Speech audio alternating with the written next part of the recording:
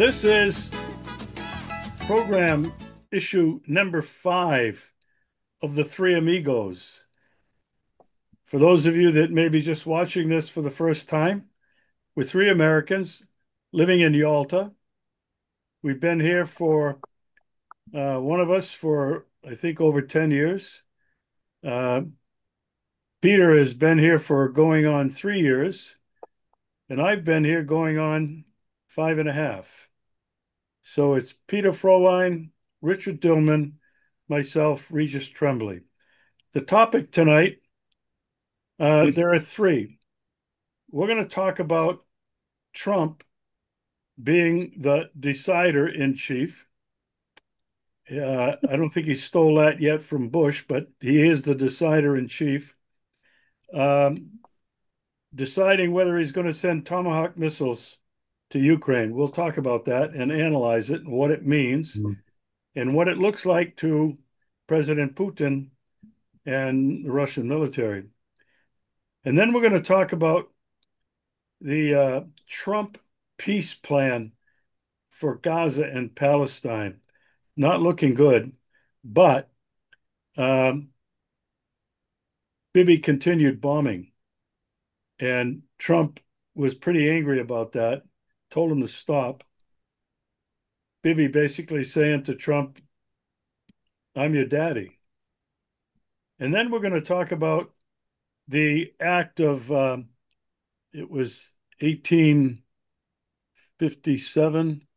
Well, we're going to find it here. 1878, the Posse Comitatus Act.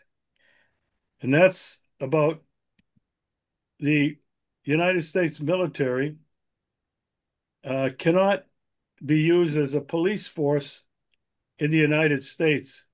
And yet Trump has defied that act, and he's defied the Constitution by sending the military into Portland, Oregon, Los Angeles, California, Chicago, Illinois, and Washington, D.C. We're going to talk about these three things tonight. But first, we'll get back to the issue of the Tomahawk missiles that Trump is thinking about sending to Ukraine. We're going to talk about what that means, what the implications are for further relations between the United States and Russia. Richard, we'll start with you tonight. What are your thoughts on this whole issue of the Tomahawk missiles? Well, yeah.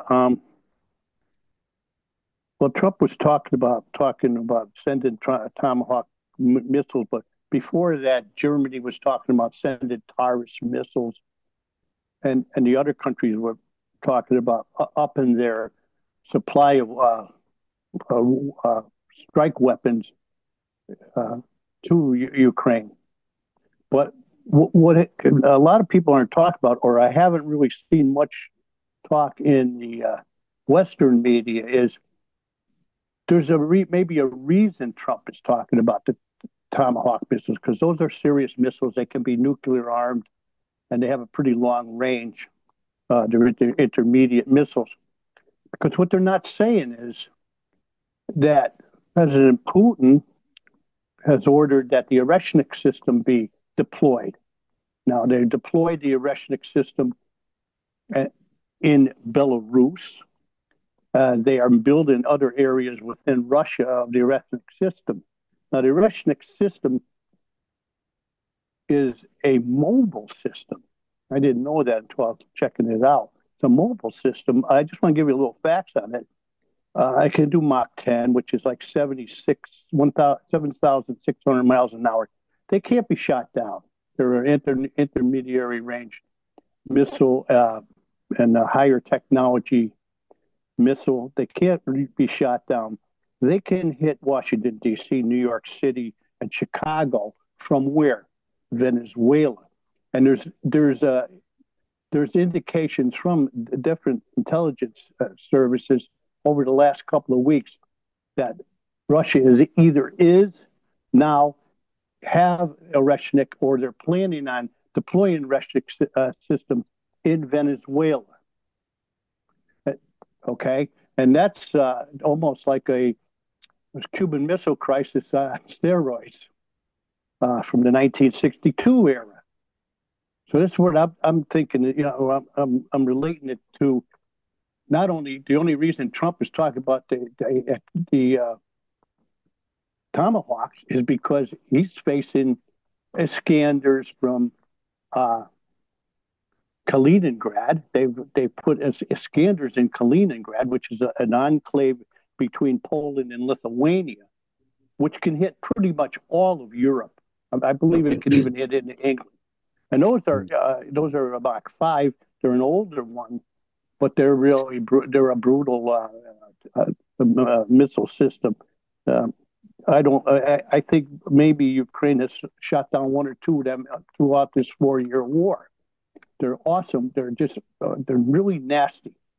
So I Mhm. think Trump is doing this more out of maybe he making it seem like we're going to do this, we're going to do that.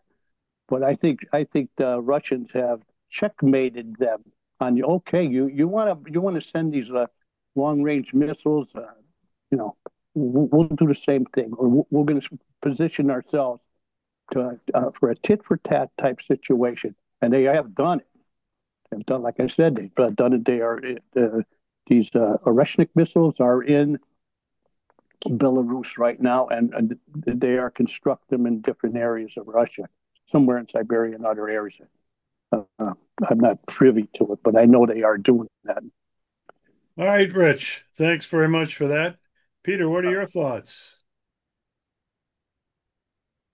Well, I hear different things as far as the Tomahawks. I guess um, Trump has said that he's going to sell um, missiles to um, countries in the EU, and then the EU will, provide um, those weapons to Ukraine.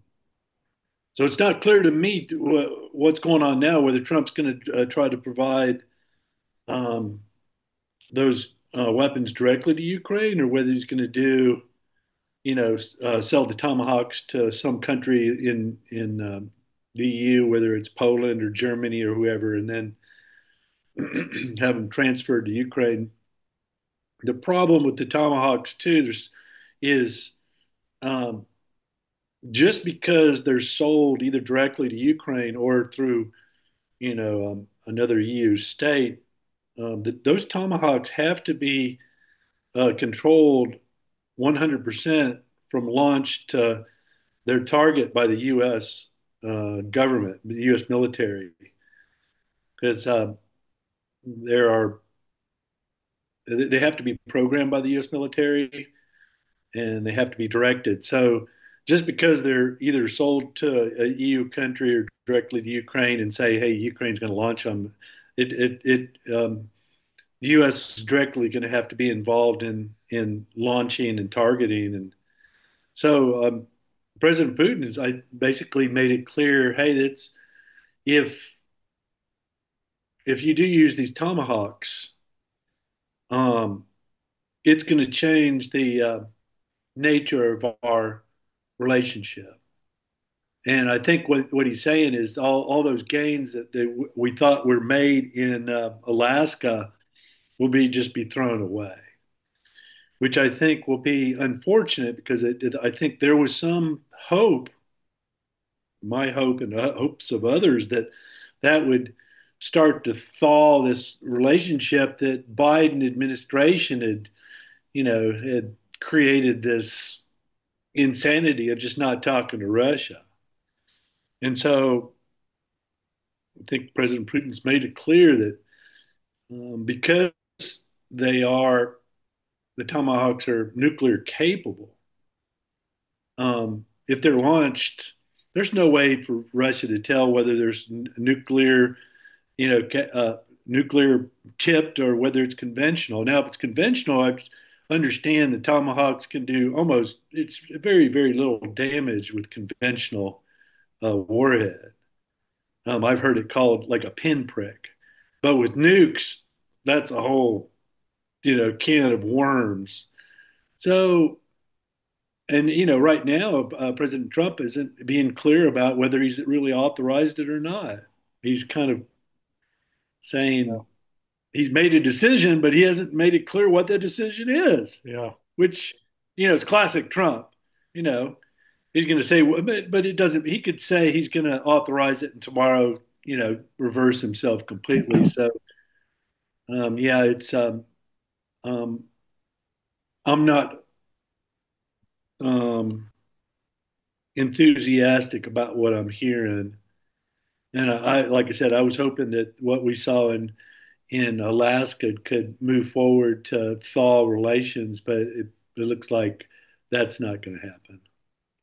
Yeah. A couple of important things, Peter, that you mentioned.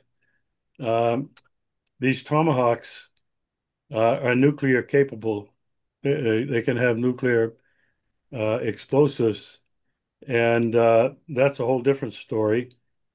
Uh, and then you mentioned President Putin's response, basically saying this changes the whole calculus of this war. That, as you mentioned, it's going to take the United States personnel to program to get the coordinates to fire that missile. And so we had to stop kidding ourselves. The United States is already directly involved in this war with Russia. I think we have to keep repeating that over and over again. It goes back to 2014, as we've talked about so many times, uh, with that coup that was orchestrated Yeah. and paid for uh, by, well, really, Barack Obama, Hillary Clinton, uh, Victoria Nuland, who was uh, Clinton's undersecretary, Jeffrey Pyatt, the ambassador, U.S. ambassador at that time to Ukraine. Uh, they were caught online planning this Yeah. coup 2 weeks ahead of time. I mean, right now, hardly anybody's going to argue that fact except some propagandized people from America with, their ideological mindset. But it's well known, and the U.S. has funded this war for the last now, going on 4 years, with Yeah. billions of dollars. So to say it's a proxy and that the United States is not really involved, man, I'm saying let's cut the crap here. Let's Yeah. let's just tell it like it is. And Well, forever, this has been a Regis, war of the United States against Russia. Go ahead. to your point, I find it disingenuous when Trump says, "Oh, we're going to sell weapons to NATO, and then NATO will Yeah. transfer them to Ukraine." I'm like, we provide 60% of or more of NATO funding. What we are NATO. What are you talking about? If we just pulled out of NATO today, NATO would disintegrate in a matter of weeks or months. So this idea that pretending that the United States is not a key part of NATO is just it's nonsense. Yeah. And Yeah, I'd like to jump in and yeah, go okay. ahead, Rich. Go Sorry, ahead, Richard. sorry, I didn't mean to interrupt you. Yeah, also too though. First off, Trump in 2018 he ended the INF, the intermediary treaty for these missiles. And the other thing too is they've been playing this game over in Romania, and Tomahawks have been in Romania. They take them in, they take them out. They put THAADs in too. What they do in Romania is they have a onshore Aegis system for their missiles mostly. But what if the Aegis system is going down for maintenance? They bring in Tomahawks or THAADs. They've done this on and off. So this is not, they've. I know this is a fact that Tomahawks have been. They may still be over in Romania now. This Yeah. is a game they play. Yeah. Yeah. Okay. Good. Sorry, I didn't mean to interrupt you. No, no, that's what this is all about. You just jump in and Yeah. Okay. we Good. just go back and forth. Uh, I didn't want to forget that point though. well, I no, I appreciate it. It's a good point to keep in mind. Um, you know, President Putin basically has walked back and away from whatever happened in Alaska.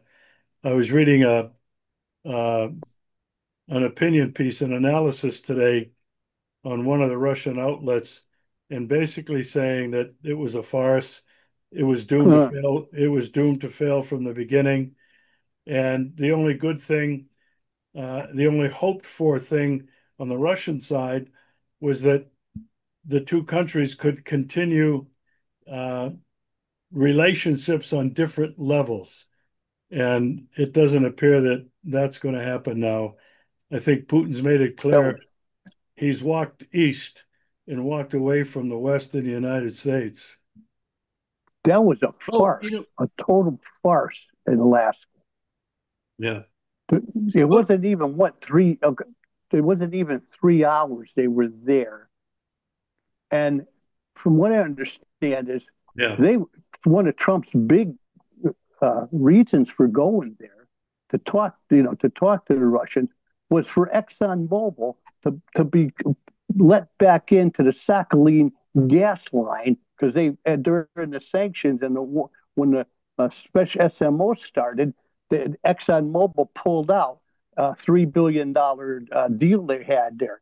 And this Sakhalin gas thing has turned into a real bonanza. They want back in. Yeah. The other thing too is uh, Melania Trump had a letter written to Russian Federation officials that trying to extract some sort of a bribe, some sort of either a bribe or money from the Russians for a supposedly false accusation that the Russians were uh, taking children or something. It was Kidnapping. something to do with the kidnapping, Yeah. and that's what turned them off. Once the Russians realized they were there and getting, they're there for the Exxon Mobil, they're there for with this kidnapping thing. The Russians have that must have just ticked them off and said, "We ain't even having lunch. We're out of here." That's the way I Yeah. see And I think it was a bad, you're right, Rich. I think, it. Richard, I think it was a bad sign that it basically ended early because you're right. They're It like was supposed to, grifters. yeah, You, it was supposed to you be know, a lot They were longer than it these was. these they were These supposed to Trump have guys. lunch, and the meeting Yeah, ended early, and then they they Yeah. did their left. final little They said, "Screw goodbye, this. and We're boom, I gone. I think they insulted the Russians so damn bad. They said, we're getting out of here. We had nothing to do with these. These are like a crooks, like mafia crooks coming to Well, try and it now it's hard to know now what's going on in Trump's mind because just like I just saw yesterday, Rubio came out and said something just made no sense to me. He said this war will end in by negotiation. I'm like, there's no indication whatsoever that this war will end in any. It's going to end on the battlefield. So to me, there's just this of those surrounding Trump, this complete denial of reality. Yeah, Like what planet is Rubio on? yeah, the same as Hegseth and as Trump. yeah, yeah. All right. Well, uh, let's move on to the next topic, which this is really huge. Uh, the whole issue of Israel war on Gaza and Palestine. I want to narrow that down. Uh, Donald Trump came up with this grandiose peace plan, and he used all kinds of Arab countries and many, many other countries took part in formulating this, and the Arabs have already agreed to it. And part of the deal was that Israel was supposed to stop bombing. And after they met and they started the first day of negotiations, Netanyahu continued the bombing and the killing of more Hey, Regis, Palestinians. you're freezing. Yeah, he's been freezing up here. Me too. I can still see you, Richard, but Regis is basically frozen. There he All is. right, how's it now? Yeah, it's better. Okay. Yeah. I just turned off the VPN. I should have done that from the beginning of the show. Anyway, I'll edit this out. Anyhow, Netanyahu continued bombing, and Trump reportedly was angry. And whether he threatened him or warned him is another thing. But the people in the far right are losing patience with Netanyahu. Uh, Richard, we'll start with you. What are your thoughts on this recent development? And it seems to me that Hamas, the Palestinians, have basically figured this is going nowhere. Yeah, how dare Netanyahu's telling Trump, "How dare you stop us from doing human sacrifices, rituals?" Yeah. Peter, your thoughts? Well, just listening to something Tucker Carlson said in the last couple of days about Netanyahu, he said Netanyahu is basically running around Israel and parts of the Middle East saying he now controls the U.S. government. And he's not even, he's openly saying this. And I Yeah, trust and what Tucker is saying, that his sources are legitimate. yeah, and Tucker also called him. I just read this today. He's the greatest threat to peace on the planet. Now, the first thing that came to my mind, we're talking about Tucker now. Whoa, for him to come out like that against Israel and Netanyahu and claiming publicly, and he's got a heck of a following, that Yeah, basically Netanyahu owns the United States government. Uh, First thought that came to my mind, he was real good buddies with Charlie Kirk. And yeah, you got to wonder whether Tucker Carlson is safe up in his little cabin in Skowhegan, Maine. Uh, I don't know. What do you guys think? I was really glad that he came out and did that. And I I don't hope think that, anybody at this point, anybody's No, safe because these people, they have no, from what I can tell, they have no boundaries. And I believe what Tucker said too, which I 100% agree with, is this is America first. And here's Netanyahu saying you need to care about Israel before America. And that's unacceptable. Is Trump is the American president. He's not the president of Israel. Israel is not a 51st state.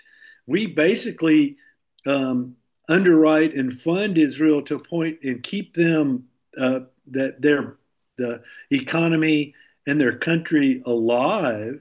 And who does this man think he is to think he can tell? And I think the American people are waking up to this and said, "This is nonsense. We're okay that we're watching genocide, and this man thinks he's now more powerful than the president of the United States and even the Congress. No, this is not acceptable." yeah, you know, yeah, just thinking back, just thinking back, he's made several trips in the last year, and he's gotten standing ovations after his speeches uh, to the Congress, and Yeah, even multiple applauses that have interrupted his speech. I mean, a couple dozen. You have to ask yourself, what the hell is wrong with these people who are supposed to represent us that give this murderer, Bibi Netanyahu, and continue agreeing to fund Israel? And yeah, then when you hear his statements, he basically said, "I'm your daddy, Trump. yeah, I own you. I own your government." Uh, you know, I don't know how long the American people can stay asleep uh, during all of this, but man, I'll tell you, it's really worrisome. Richard, I think the United States people should really rise up and demand and stop giving any aid to a country that does what the inhuman, satanic stuff that this country does through their Zionist uh, Likud party or wherever it is. It's all Zionist. Never been a non-Zionist in leadership in the tops in Israel. They're all Zionists. Ain't no two ways about it. And until the Israeli people kick these people out and put some humans in there, not these inhuman, demonic trash. That's all he is, you know. And these people that want to get up, they're people that are bribed and traitors in the D.C. that worship this guy. What are they? They just show me who they are. They're satanic too, or they're all part of it. You see, here's the deal with these satanic rulers, especially the bloodline families. They go on the position that everybody has a price, and this is so true that all you got to do is just look at, like you said, the applause that this evil, demonic piece of garbage gets in Washington, D.C. It's disgusting. And I'm so ashamed that these people, the representatives that do this in the United States, it's not only sad, it's just disgusting. And all it's doing to the the people in the world, they look down on Americans now like, what the hell's wrong with these people? Are they that evil? They Well, support this Rich, evil? There's just no two ways about it. It's freaking evil, man. Rich, to your It's point disgusting. about what's going on now, if you look at Congress, there's only one or two congressmen and women who do not support Sure. Yeah. Israel. And so this tells me, from what I understand, is either they've been bought and paid for, or I wouldn't put it past Israel to also have dirt on these people and threaten them and say, okay, we've got information to blackmail you. So it's clear they're being controlled. Now, whether they've been paid money to be controlled or there some other leverage that it's clear that unless the American people wake up and soon, this is not moving in the right direction, and Congress and Trump aren't doing anything to stop this. Look at the people Trump got. They're all Zionists. Look at Cash Patel. Look at Cash Patel's girlfriend. Look at the Hegseth. What has he said about Israel? So find out what these guys have said. They just back everything they want to do. Carte blanche. Carte blanche. Absolutely. So I don't know. As an American, I'm not there now, but boy, it just disgusts me to no end. And Well, I'll never shut there's up about it. I'm sick of there's it. I'm sick of this. This is just beyond incredible. People would put up with this. Rich, there's a group in the U.S. and what even makes me more disappointed is there's many so-called Christians in the U.S. who have bought into this rapture nonsense. We're in the end times, and this is why they're. And I have actually some friends back in the U.S. who I talked to them and said, "Hey, you guys need to take some action to protect yourself about the coming economic storm." And they're like, "Oh, the rapture's coming. I don't have to worry. I'm good with God. I support Israel." And like, Yeah, what are you people talking about? This is Yeah. crazy. yeah. Yeah. This is Well, Orwellian. It's satanic Orwellian. Orwellian. Orwell it must be really rejoicing at what's going on because he is so spot on. Like, my Yeah, yeah. yeah, So yeah, yeah. The thing it's not that way here. I want to make a distinction because I think it's really important. We're not talking about the traditional biblical Jews here when we use the term Zionist. They are what Richard is talking about. They're almost a cult, um, and they have somehow co-opted the state of Israel and its government, which is not yeah. run by traditional biblical Exactly. Jews. So I just wanted to make that point. Yeah. Well, yeah. This is not Uh, anti-Semitic, and it's not anti-Semitic to criticize and expose these scoundrels like Yeah. Bibi Netanyahu and his crowd, which are running the government. Now, I want to bring something else out. I've been reading that Bibi Netanyahu's approval rating in Israel has plummeted, and that Yeah. there are uprisings, thousands of people protesting in the streets, not Yeah. only in Jerusalem, okay, but all over Israel. These people do not approve of what he's been doing. They don't approve of what he's done as their prime minister. And what we haven't mentioned yet is that Netanyahu has been accused of a crime, Yeah. and the reason he's fighting so hard to stay in power is because he knows if he goes before the judiciary, he's probably going to go to jail. Yeah. So, all right, let's end on Well, that note. uh, You want to say something, Richard? yeah, just the other thing with Netanyahu, he's really from Poland, you know. I mean, he's got less Semitic blood than the Palestinians.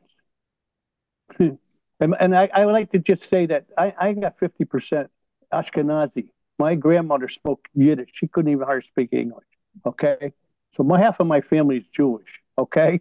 So, you know, just ended it that way there. You know, if they think I'm anti Semitic, you know, I guess I have some Semitic in me, but I'm not anti human. Yeah. What's obvious is the state of Israel has now been recognized for what it is, the pariah in this on the globe. Yeah. There's nobody that supports it anymore except the United States. Uh, and I've been watching some podcasts uh, from some people in the Middle East who've been commenting on uh, the status quo in Israel. They're claiming that as this goes on, Israel will cease to exist as that Yeah. entity they call a state. Uh, it's going to be it's bankrupt without the United States bankrolling them. Uh, they're hated and isolated. People are boycotting everything that they sell. The Houthis are are bombing their ships, and we talked about it today when we had lunch. The Italians have basically said, we're not going to let any ships with anything going to Israel out of our ports. We're not going to accept them. And for the past week, they've been going on strike, massive protests all over Italy, Yeah. saying no. And they want to stop their government. So they're not taking part in anything. They're not going to work. They're not buying things. And they're doing everything they can to force their government to change its position of funding Israel. Really interesting. I'd like to see other countries follow their example. And that's the Yeah. way to do it. Just say no. Yeah. Right. Yeah, I think France and Britain have uh, supported a two-state solution, I believe, just recently. Maybe I'm wrong on that, but I think it's France and Britain are, Yeah, but they're even Richard, thinking I like think that. that's just nonsense. I think they're just saying that to appease the Yeah, population. I don't yeah, believe yeah. for a You're right. You're second. probably right. Yeah, I I don't don't believe for either. a You're right. second You're that right. they're You're supporting right, a Peter. two-state solution. Yeah, you're Not right. for a You're second. right. Yeah, they're Yeah. just all words. Yeah. Yeah. In other words, you know. Yeah. Yeah. And Oh, Starmer, yeah. Starmer and Macron are two of the most hated and despised leaders of their country. Their approval ratings have plummeted. And for the Yeah. fourth time since Macron has been the president, the government has collapsed again this week, and it only lasted a few days. So these countries are really in deep, deep trouble. Yeah. And these leaders, one by one, they're being exposed. We can talk about that maybe on another show. But let's move on to something that's got all three of us very upset and angry. Donald Trump has sent the military and the National Guard into Los Angeles, into Portland, Oregon, into Chicago, and into Washington, D.C. But in those three states, all three governors have resisted, and I think two of them, maybe all three, are suing Donald Trump. Now, Yeah. let's talk about what Donald Trump has done. And has he violated the Constitution? Has he violated something that's not really well known to the majority of people, but it is well known to everybody in the military, at least the senior command? There was an act, the Posse Comitatus, that basically said that the president or the United States military cannot be used to police in the United States of America and to police Americans. That act was renewed on three occasions, most recently in 2021, to Mhm. include the Air Force and the Navy, uh, because at first it was just the Army. And so let's have a discussion about what that really means, what it means for the future of this country, and is this something else that maybe will wake up Americans? That he could do this to any one of their states and they can say nothing about it. I believe that there is a legal mechanism that if he truly thought that there were emergencies in parts of the U.S., then I think he's required by law to declare martial law, and he hasn't done that. So, but indirectly, he's basically saying, yeah, in certain cities, he thinks there are emergencies, and that's why he's calling out the National Guard to. But I'm hearing some crazy things like the National Guard is just grabbing U.S. citizens and saying, we want to see your proof of citizenship. And it's like, no, that's not how this works, guys. You you have to have some proof that I'm not a citizen. It's not that I don't have to prove that I am. So there, but I'm hearing that they're actually grabbing U.S. citizens, roughing them up, detaining them. This is Nazi Germany type of, old Soviet Union. We're just gonna do whatever we want without rule of law or thinking that we even have a constitution. Yeah, this what Trump's doing right now is stepping all over the Constitution, and I think we right now the U.S. is in a state of martial law that's been undeclared, which is complete. It's very sad to see, and I think this is a bad omen. Well, let me comment on that martial law comment you made. People have been talking about this almost as soon as Trump took office. Uh, there are FEMA camps, Federal Emergency Management Administration. There are these camps in every single state. They've been set up for more than, I think, 20 years. Now, what the hell are they there for? They're actually prisons, okay? And there are some people who are in those camps, much like Guantanamo in Cuba, uh, who have been sent there without trial, without any accusations, Yeah, and without representation. yeah, So this has been known and talked about at least for a long time. Now, martial law. Trump, uh, he's really in, I think, deep, deep trouble. The economy is not what he says it is. yeah, Inflation is going higher and higher. Unemployment is, they're lying about that through their teeth. yeah. I have read and had conversations that Trump probably will have to enforce martial law to keep the lid on because it's ready to explode. People are actually talking today about the United States already being in a civil war without the shooting yet. Yeah. And so, in order to stay in office, because he's also talked about, well, I may run for a third term. Well, geez, the only way he could do that is to declare martial law, just Yeah, like that idiot did Zelensky in Ukraine. yeah, Okay, his term is over, but he said, "Well, we got martial law, so we can't have elections." I mean, I have to think that Trump is going to do it, and he won't hesitate. And these are just the first steps that we're seeing yeah. happening in Los Angeles, Chicago, uh, Portland, Oregon, and obviously in Washington, D.C. Richard, what do you think?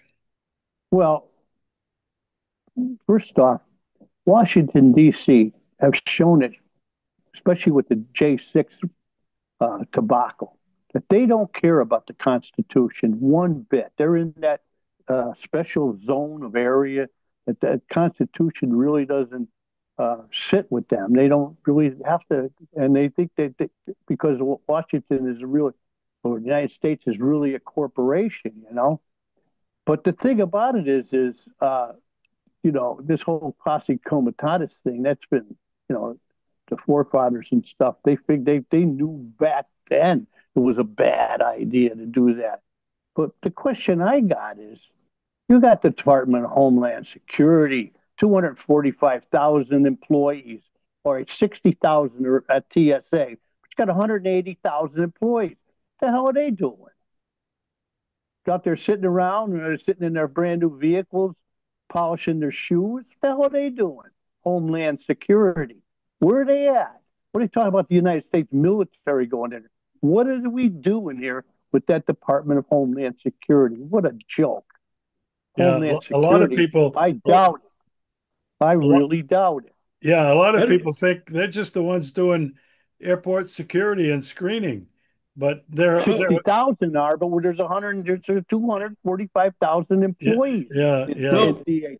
guys, So I don't know if you're what aware of this, but I became aware the of hell this is that? at least 2 or 3 years ago. I became aware that every single branch of the U.S. government today has armed police force, but it's beyond police force arming. They are trained like military in every branch of the government. Even branches like NASA has Yeah, and the guys out at yeah, their police force is trained. But if you look at, but it's beyond. It's just okay. That's the federal. Look at every single police force in the U.S. They've got SWAT teams that are trained like paramilitary thugs, and they actually, if SWAT gets called to somebody's house, people show up and they look like they're from the military. So this idea that I think we've already been in some beginning state of martial law for quite a while long because time. Yeah, you look at all these paramilitary organizations, police forces, they're armed to the teeth like military. yeah. And I see. I worked in state government in the state of Maine.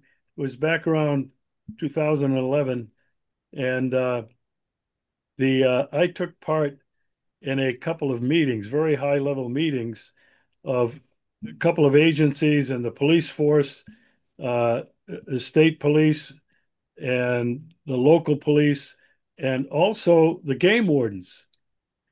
And they were all lining up to be able to draw down this money either from Homeland Security, from FEMA, or from the military to provide the equipment for their SWAT teams. But I know this for a fact. They were all trying to buy these armored vehicles like you see in Ukraine. Yeah, That the Americans, okay? I don't know what they're called, but you can put a bunch of troops in there. You got a machine yeah. gun on the top of this damn thing. I mean, I was thinking at the time, For game warden. what is going on here? I mean, one of these guys was even talking about getting something like a tank. I mean, what was in their heads? What were they expecting? That was the whole question. What are you guys expecting? This is insane. Anyway, So Regis, the U.S. has been militarized very quietly. People are not paying attention, and right now the police are a part of a military state. And many of Yeah, these larger exactly. police Quasi, forces yeah, military. are being trained in Israel with the same tactics Israel, yes, they are. the Yep. Israelis are doing. They I could, mean, Yeah, it's just like no respect. yeah, to the Palestinians. Well, even to their own people. They're The IDF will kill their own people. yeah, They don't sure, care. Anyway, but they're training the Americans how to beat up and detain detain people just like they do to Palestinians, anyway, right? it's yeah, it's really Yeah, frightening. Uh, talking about the Constitution, and I think Trump doesn't really give a damn about it, but goes no, back to Bush the cowboy. He called the cool. Constitution, he said it's just a piece of paper. Do you He remember said that? GD paper. It's just a GD paper. That's what he said. Yeah, Bush, and Trump, what a piece of garbage. he has no respect for the. In fact, they've been no. shredding it. He's been shredding it ever since he got in there. We could do another whole show just on that. Just Uh, on that. Yeah. so there was something else I wanted to comment on. Uh, oh, I want to get back to Tucker Carlson. Yeah, Uh, I think a year ago I subscribed to him because I thought he was doing a lot of good interviews with people that were revealing a lot of things, and then I got kind of tired of him because he started wearing that evangelical Christianity on his shirt and yeah. talking about his own morality and his own spiritual beliefs. And whenever I hear that coming out of somebody, it's like, okay, see you later. So I really kind of just wrote him off for a long time, but I uh, I don't know if you pay once or they keep charging you every year. I have to make sure it's not automatic. But Right. I've watched a couple of his recent shows, and I want to get back to what he's exposing, Yeah, not only about Netanyahu and Israel. I mean, nobody that I know of in this country who's had his kind of celebrity and following would dare to talk like that. The other yeah. thing that Tucker has done, and I've watched it, he's done a series on 9/11. Yeah, And I'd like to oh really my, thank him for that. what's that? I'd like to really thank Tucker for that. And I'd also like to thank Tucker for his honesty because years ago when he was starting to become real famous, he was asked by some 9/11 truthers, and he gave the old speech, the science is the science, and like you guys are crazy conspiracy theories. But he has come out recently and said, "I'm very sorry, about especially Building 7." That I didn't listen to you, and and the things that I said were hurtful. And I don't know, he kind of made amends in my mind because I belong to some 9/11 groups myself ever since maybe 2006. So I'd like to really thank Tucker Carlson for that. He has the bravery. He is coming out. He is coming Yeah, out. he's apologized uh, for a number of Mhm. things that he stood for throughout his career, and especially when he was at Fox. So I have to hand that to him. I agree with you, Richard. Yeah. And I Well, think, he probably has had an epiphany, an awakening uh, since he left Fox. Uh, yeah. I Yeah. think he, I think he's had a lot of people who have influenced him and have changed his thinking. Because I saw several shows, Yeah, a year or yeah. so ago. Maybe Uh, Tucker at the time was getting $10 million a year. He had a wife and kids and family, a mortgage and stuff, and he knew if he went there, that would be the end of that. You know what I mean? At that position and that time. yeah, But I think the people got to him and said, 3,000 people went to work one day in 9/11, never went home. You know, and, Mhm. and he started listening to some of the facts of 9/11. So sorry, well, but that's I'm gonna continue following him, especially after the shows that I watched the whole 9/11 series. I think there's six of them. It's really very good, and And then I'm going to continue following him and what he says about Israel and Netanyahu, uh, because I think a lot of people are waking up. And I Yeah. wouldn't hesitate and haven't hesitated to share some of his shows with people. Uh, and even if they don't subscribe to him, there's usually a transcript. And I've copied and pasted that in emails to people and said, look, if you can't and you don't want to subscribe to see the video, here's the transcript. Well, guys, another interesting one. Great. Thank you. Yeah, we'll look forward to doing it again in another week or so. So Yeah, for cool. for tonight, uh, I just hope we could sober up some of the people in the United States, especially our real home, our home country, and say, hey, I want to say hello to all my friends in Connecticut. Thank you. well, that's why we're doing what we're doing. Uh, And we're trying to educate and inform people by creating a conversation and maybe a small Mhm. community of people that will expand little by little. So that's what it's all about. We're not going to get on our knees, that's for sure. oh, Take care, my friends. Adios, great talking amigos. to you. Thank you. See you later, Peter.